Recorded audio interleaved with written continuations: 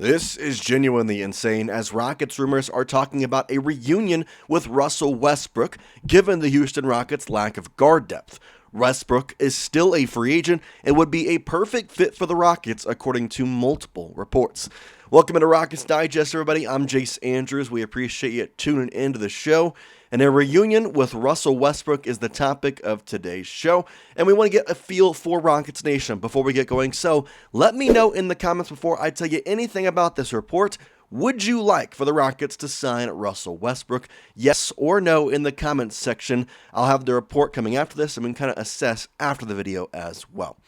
Okay, so we obviously know that the Houston Rockets are going for a championship this upcoming season, but their guard depth is something that is the only concerning factor. Now, the way Ime Udoka coaches, he likes to have 3 forwards basically on the court at all times, which is why this ESPN depth chart is a little bit off. The starting 5 is going to be Fred VanVleet, Amen Thompson at the 2, at the 3 is going to be Kevin Durant, at the 4 will be Jabari Smith Jr., and at the 5 will be Alperen Şengün, with Dorian Finney-Smith, Tari Eason, and obviously Steven Adams as our backup 3, 4, and 5. So a lot of forwards on the court. Now, Sheppard is a predominant shooting guard, although it seems they're going to try and use him as a point guard in some situations this upcoming season.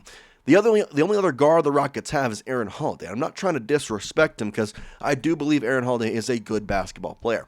I, however, don't like the situation the Rockets are in with depth because what I see from the coaching is the Rockets are going to play Fred VanVleet and Sheppard at the 1, and that 2 spot is just going to become a forward. Maybe at times you'll see a small lineup with Fred VanVleet and Reed both out there, but I see it being less likely. And if Sheppard doesn't come along like we hope he can, then what does that depth look like? Are we playing Aaron Holiday 10, 15 minutes a game?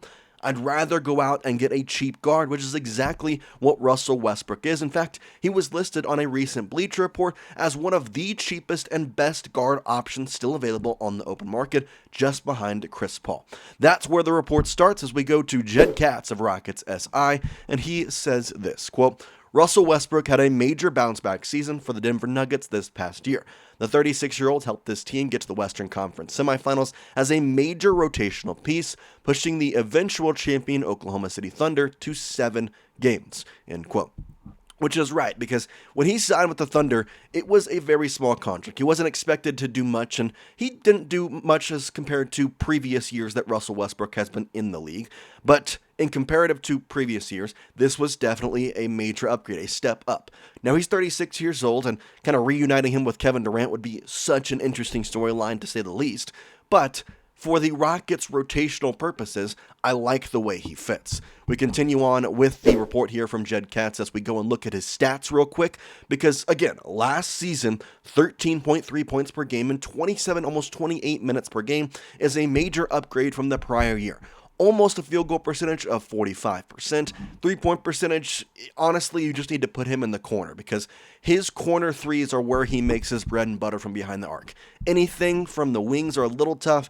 From the top of the key is just not his stuff. The wings and the corners are where you want to keep him when he's shooting that 3-point basket. His turnovers aren't great, but he's a court manager. He's a court general, which in some ways is what Fred VanVleet is, so I wouldn't mind having a guy who was very similar to Fred VanVleet being on the bench, so that way Fred gets injured. Fred needs a couple days off. I mean, this is an NBA season that is 82 games long, and we saw the most Achilles tears in the NBA in history, it seemed like, this year. Now, I don't know how that's the fact, but there was a lot in the playoffs that we saw, and it's a long season, so the more you can have of a rotational depth where you feel comfortable with your backups on the court, the better you're going to be down to the stretch when you're facing, 82 games a year going into the playoffs, and you're potentially going to play up to 100 games up there if you're winning all those games. So it's going to be a lot to kind of manage and really look at. And obviously, it's a reunite story. It's a good one because the Rockets, who had Russell Westbrook, obviously had James Harden, now they have Kevin Durant, so it would be kind of cool to see them reunite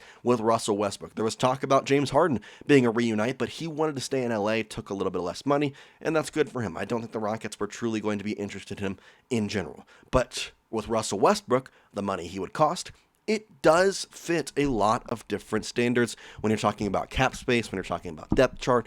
It works out in a lot of ways. That's where we head to the Bleacher Report article from Greg Schwartz, where Jed Katz quotes him and says, Bleacher Report's Greg Schwartz recently listed the top 7 cheap free agents available, and Westbrook ranks second behind Chris Paul. The former San Antonio Spur is reported to be leaning toward reuniting with the LA Clippers, but Westbrook isn't known to be nearing a deal with any particular team, end quote. And that's why I feel this is very important, because Westbrook last year, again, signed a very small deal with the Denver Nuggets. He has not been linked to pretty much any team, and the Rockets could easily be that team for the cheap money that they will pay him and what he would take, a chance to win an NBA title. And I know that Russell Westbrook and Kevin Durant were not great teammates back in the Oklahoma City Thunder days, but that was also like 10 years ago at this point. I mean, it was a long time ago that they were teammates. I do think it would be very cool to see them again, especially for the simple fact that the betting odds right now are for a Western Conference Finals of the Houston Rockets and the Oklahoma City Thunder. That would be an NBA storyline across the league if Russell Westbrook and Kevin Durant on the Rockets faced off against the new look Thunders. That would be something cool. And so what exactly does Greg Schwartz say? Well, it's a little bit of a mix of good and bad. Quote, outside shooting, turnovers, and some head-scratching plays will continue to be a concern, although there's a path to Westbrook still being a good lead guard off a contender's bench, end quote. And it's up to Russell Westbrook at this point. He knows that his NBA time is dwindling down. I mean, for as long as I've pretty much been alive, he's been in the NBA. I mean, I'm 23 years old. He's been in the NBA for like 15 years at this point, so I've seen him play in this league for a long time. His time is definitely dwindling, and he wants the championship. The Houston Rockets are a place where it would be a cheap pay if you took the veteran minimum, took a different type of contract, and then on top of which, it would be a place that he could go, be a backup type guy, and really provide valuable time. So Jed Katz kind of continues on with his report talking about what exactly this could mean. He says, quote, the Rockets could use Westbrook as a backup point guard to Fred VanVleet, who was extended by re-signing a 2-year, $50 million deal. Houston's current backup floor general is slated to be Sheppard. However, he plays better at a shooting guard than an initiator on offense, end quote. And I believe that's why during Summer League we talk so much about Sheppard being aggressive, because they see him as being the backup to Fred VanVleet. And so he needs to be more talkative, more leader. I mean, he doesn't have to be a leader. He's 21 years old. But he needs to be more aggressive on the court in controlling the offense, kind of being able to pass the ball around. Sheppard's a pretty good shooter, but I don't know. I think there's mixed feelings about Sheppard, and I don't know if I want to trade him, but I don't know if I'm ready for him to be the backup on this team to Fred VanVleet when he is a predominant shooting guard. Like, that is what he has always been labeled as since he was drafted out of Kentucky last season. So, are the Rockets putting a lot of eggs in the Sheppard basket? Yes. Could they maybe take some out by by signing Russell Westbrook? Yes. The question really comes down to, what does Russell Westbrook want? What do the Rockets want? Is this deal even likely? That's kind of where we have to go to next. And the short answer is it's going to be hard, because it's something that would be hard given the contracts they've already given out. Jed Katz of Rockets SI says, quote, it may be a challenge to acquire Westbrook if Houston decides to do so.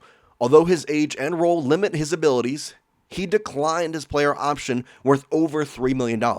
Now, a veteran's minimum would be tough considering the Rockets already used their mid-level exception on Dorian Finney-Smith, end quote. So the exception has already been used on DFS. And now you sit and ask, okay, what are the options given the Rockets have like 3 point whatever million? Well, he had the player option of $3 million to go back to the Denver Nuggets. So what would need to happen is him to basically take that money that he was going to get with Denver and just transfer it over to the Houston Rockets and say, I'll sign for that. But if he declined that option, he's obviously expecting to get more money. And the Rockets will not offer that. We've already heard time and time again, Rafael Stone is going to be hard capped at that first apron. And right now they're about $3.5, $3.2 million below it. So a $3 million deal would work. And it would definitely be very perfect to use it on Russell Westbrook. But the bigger issue is Russell. And if he's declining that, he wants more money. Now, the point still stands. I believe that if you're looking at Kevin Durant and saying he's not a leader, Russell Westbrook is one. He could be for at least this type of Rockets team. Saying, quote, Not only would the former MVP help on-court production, but he would be a great veteran leader off the court, end quote.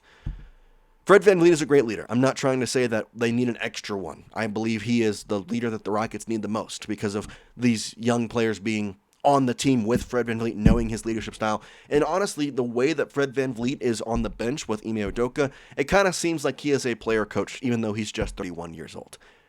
Russell Westbrook could kind of have that same vibe and same kind of feel where you almost make this team like a collective group, which I already think it's becoming, and we really won't know until we see them come together and start playing, preseason and stuff like that. Obviously, and then we get to the regular season. That's when we're really going to see how much of a collective group this is, because I believe Kevin Durant is ready to win a championship because of the way that he has come about, coming to the Rockets, the stuff that he has said about signing contracts that are less than what he is worth.